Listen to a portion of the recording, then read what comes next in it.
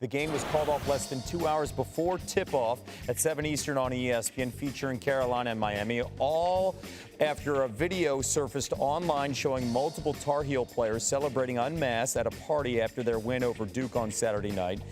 Now, this is separate video. This is, of course, not the video at the party, but it gives you an idea of what it was like, that environment Saturday night on campus. The video led to concerns over COVID-19 protocols. Tonight's postponement follows a meeting of personnel from both schools who mutually concluded the game could not move forward.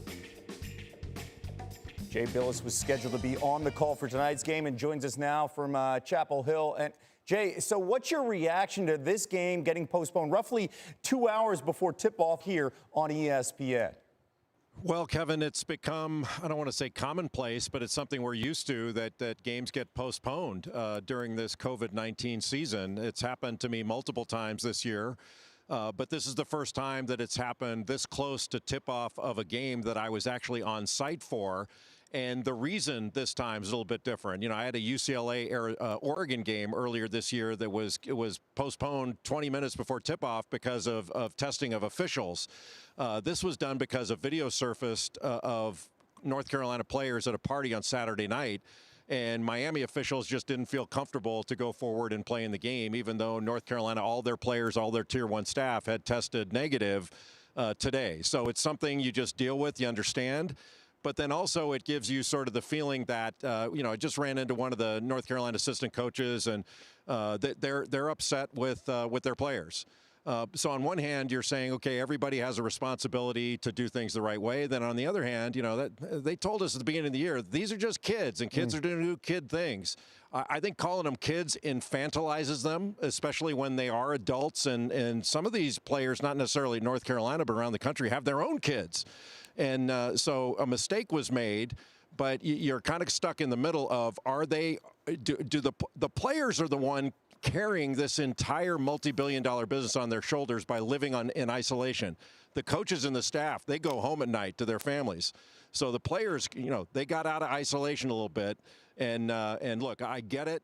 Some people are upset about it. Maybe they have the right to be, but I think if you look at both sides, you're kind of, you know, I understand it. It may not be the right thing, but I do understand it. I totally understand what you're trying to say, that you could see both sides, whether it is right or wrong.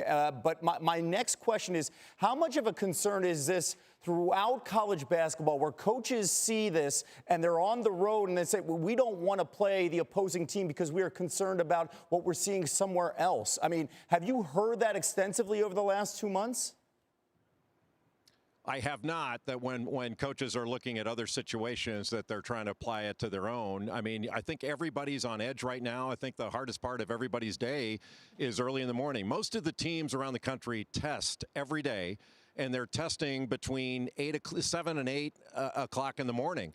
So the morning hours, they're just sitting on eggshells, waiting to see if everybody's going to test negative, and they're not going to have a pause. As you know, Kevin, there are pauses all around the country right now. Baylor's in one, you name it. There are a bunch of programs. So everybody's trying to get to the finish line, even to the point of people, coaches now, you have some coaches talking about opting out of their conference tournaments, which to me seems ludicrous, given the fact that that's not what opting out means. Opting out means not playing at all. It doesn't mean picking or choosing which games you're going to play. If you've got significant health concerns, that's one thing.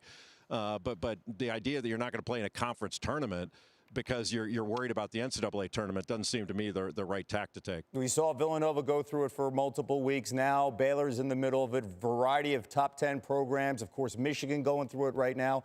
Jay, thank you for your immediate reaction to this and our breaking news tonight that North Carolina-Miami game has been postponed. Thanks for watching ESPN on YouTube. For live streaming, sports, and premium content, subscribe to ESPN+.